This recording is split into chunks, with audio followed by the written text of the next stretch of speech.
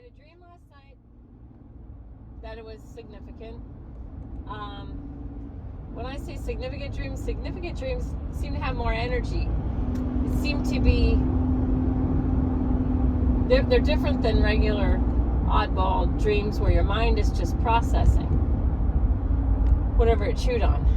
So I had a significant dream last night. I shared the information with the person in the dream, and now I'm going to pick it apart for myself. So what came through was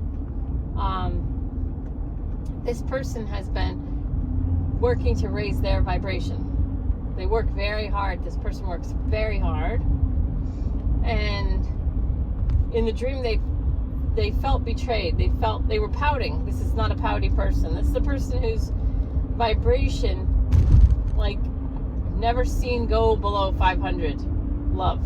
I've never ever, until in my dream, I saw low vibration. I saw pouty little boy. So,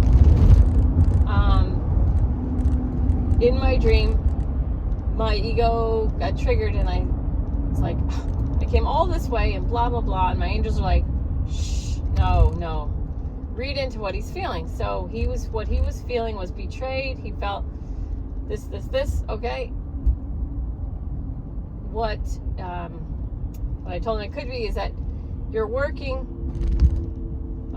you're putting out more than you're receiving. So there's an imbalance in what you're giving to what you're receiving. This is a tiny tangent that I'm conscious of right now. It seemed like before 9/11, 2001, there were givers and there were receivers. So like you'd see a couple. One would be a giver, one would be a receiver for the most part. But in the universe was fine seeking that level of balance. And then after 9/11, there was like this crazy powerful energy that kind of started coming in. And that's when I realized, wow, we're in a paradigm shift. People are going to change, like good or for the better or for the worse or whatever. A lot of people got divorced after 9/11. And after 9/11, the universe started to seek balance within the individual more than I ever saw before. So people who were givers were getting sick and forced to receive, and people who were takers were getting broken up with, and they were getting forced to make their own way or make their own money or make their own living, or they were getting kicked out. So it was very interesting because it wasn't like one group. Both groups, givers and receivers, were both getting like squeezed. So that's what I saw. That's really 2003. I started really doing healing work.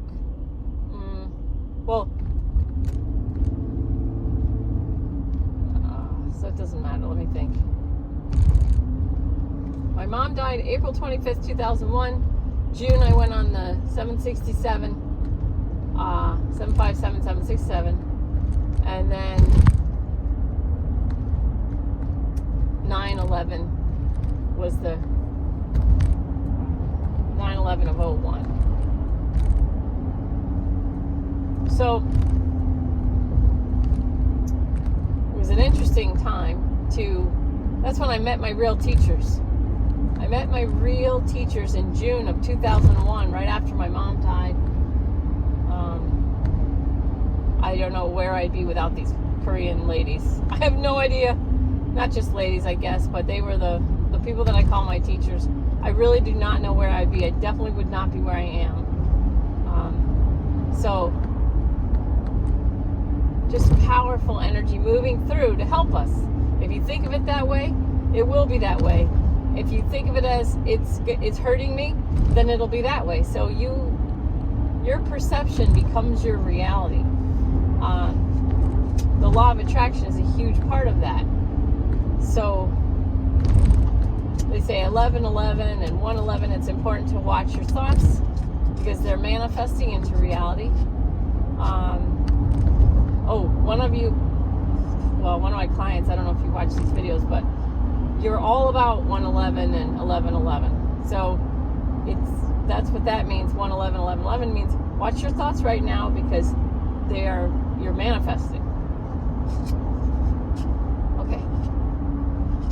So this dream, this person suffering, he looked betrayed, and so I felt in, and it was like a pout or it's like a mental tantrum. Nobody appreciates me, and they're not doing enough. That's what it was.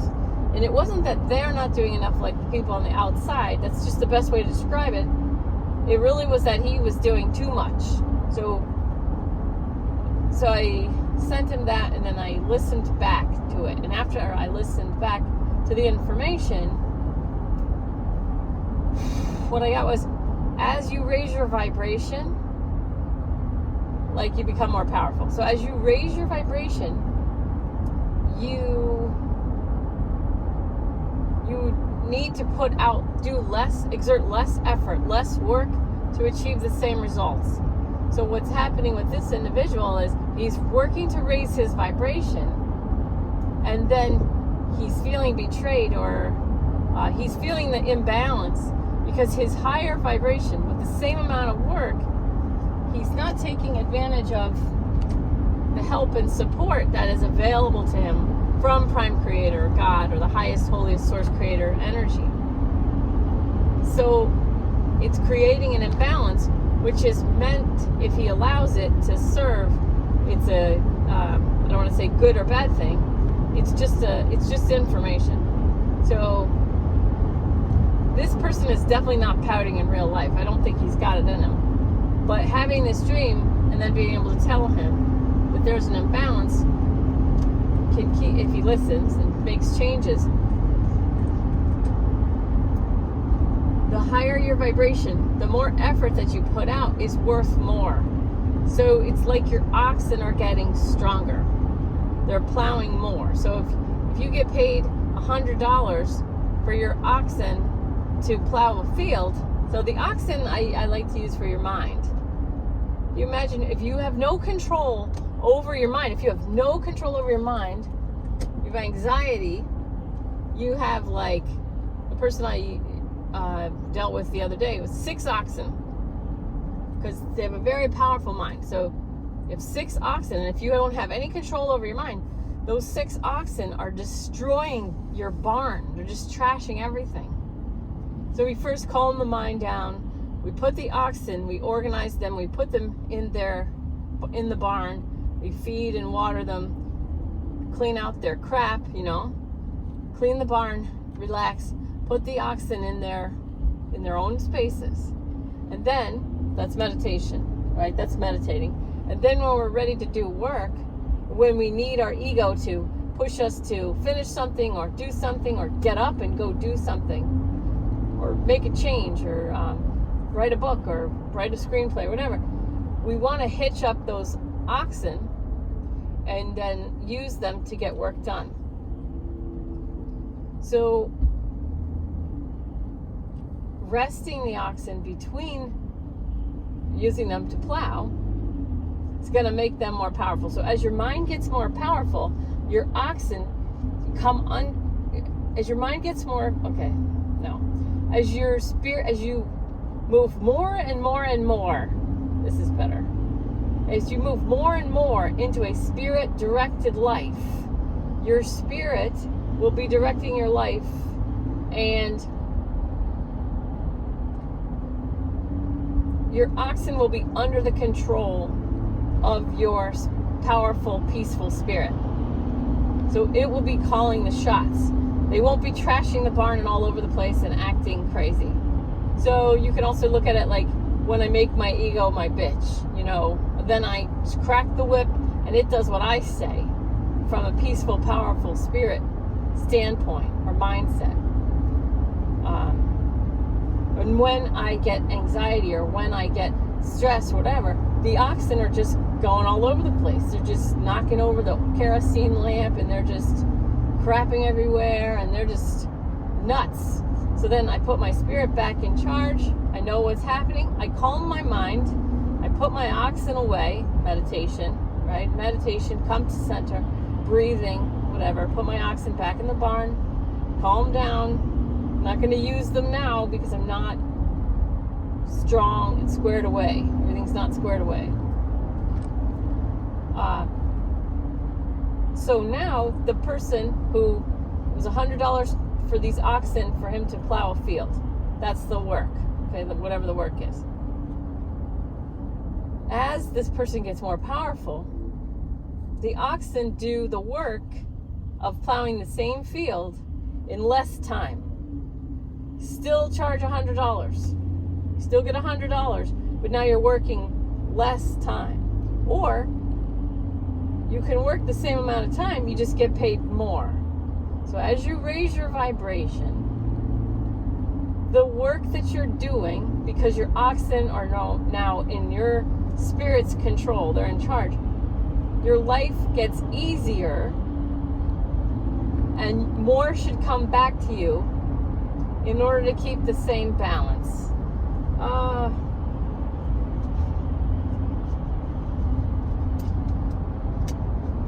Okay, so let me put it in terms of like, let's pretend like, so I'm me now, right? I'm me now. Let's say I have a meditation, I hold a meditation and everybody pays $10.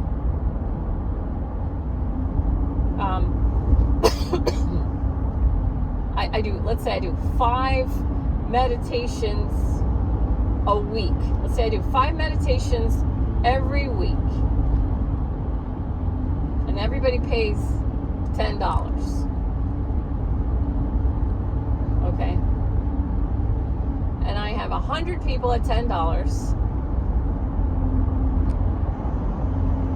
That's $1,000.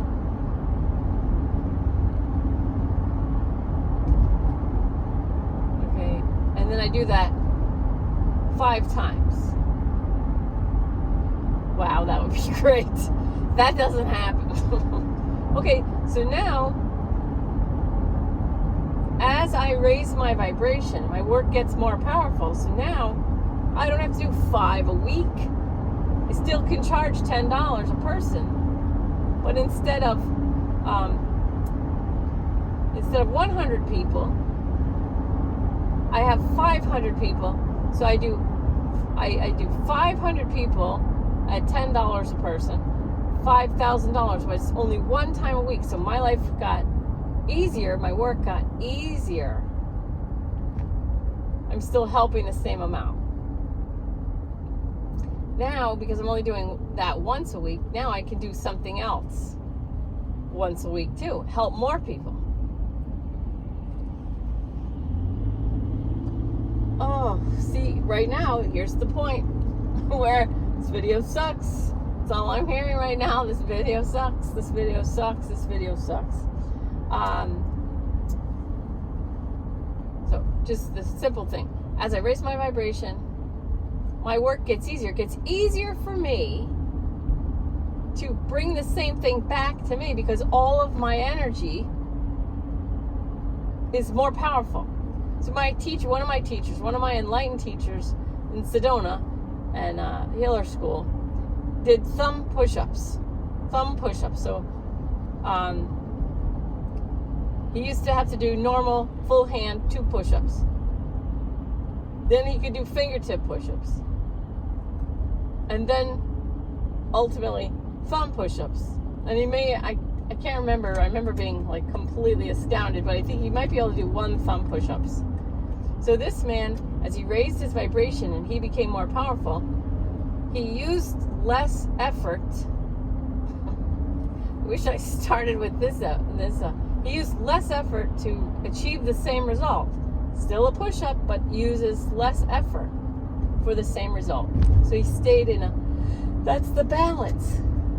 The higher your vibration, the less effort you need to receive the same thing. So if you want to keep using the same effort, you should be receiving more back. So like Neem Karoli Baba says, you imagine a staircase. You imagine a staircase. And you imagine the center point on a staircase. Walking up the steps to get to the center is like saying, I deeply and completely love and accept myself. And starting from the top of the staircase and walking down is like saying, I am deeply and completely completely loved, accepted, and supported by Prime Creator.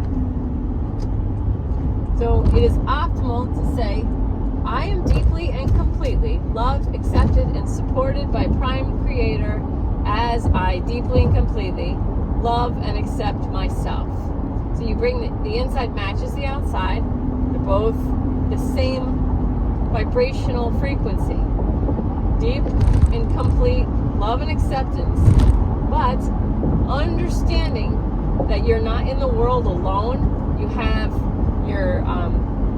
your highest self in conjunction with the highest, holiest source creator energy, both working together to achieve your highest potential, highest vibrational existence, your best life, both working together. When you realize that, you realize you don't need to expend so much effort, and you allow Prime Creator, God, highest, holiest source creator energy to facilitate, make things easier. So thumb push-ups instead of two hands. Easy. I'm supported. I'm just recognizing I'm in a state of witnessing and recognizing that I am supported. I am deeply and completely loved, accepted, and supported in all that I do. I deeply and completely love and accept myself. Inside matches outside. You allow the ease with the understanding and the recognition that your life is meant to be lived in its highest best. So Neem Karoli Baba is saying, you have been taught to be sad. And your sadness creates wealth for people you wouldn't pay. Okay. Your sadness, your lack of deeply, completely loving and accepting yourself keeps you from being able to give that to others, number one, but also makes money for people who want you to believe that you're fat or you're ugly in some way. So remember, he says, there is no such thing as too fat. Fat is fat. Skinny is skinny, but there's no such thing as too fat or too skinny. They just are. And, yeah. Okay, let's see if there's anything else. So, working on raising your vibration, as you work on raising your vibration, understand that the byproduct of that is not just health and highest potential vibrational living. It's also ease. It's also understanding. It's so interesting because you know what it's like? It's like the ego wants to feel so special and so unique.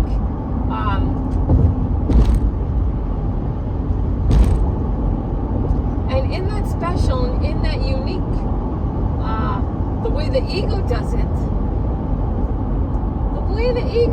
it's really, it feels like a tantrum.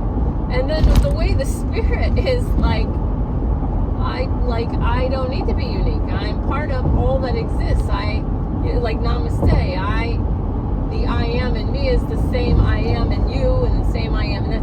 It's like the spirit does not need to be special, does not need to be unique. It doesn't care. And it's very interesting, the shifting towards just the freedom of being able to express whatever this divine, this unique expression of the same divine universal energy.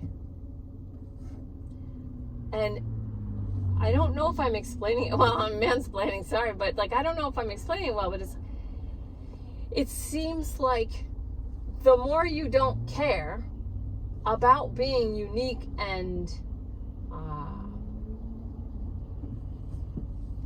getting attention or being recognized for all your uniqueness, the more you're able to actually enjoy it. Yeah, so it's like when I need someone, let's say I'm a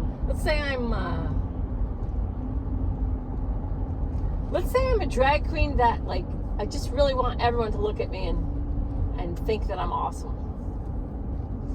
I can't enjoy how awesome and fabulous I am if I need other people to do it, because I'm always like, they don't appreciate me enough or whatever. But if I'm the same drag queen and I'm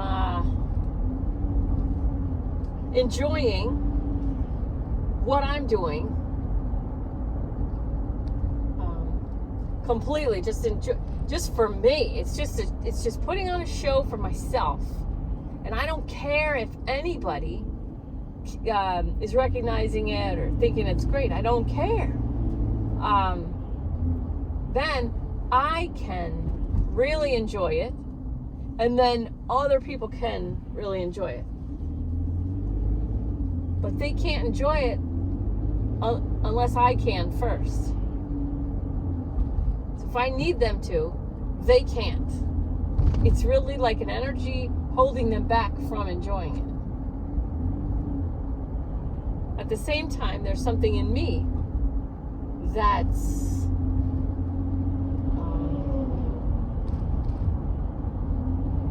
not present, and it's all egoic. It's all ego. Okay, that's it. That's all I want to say.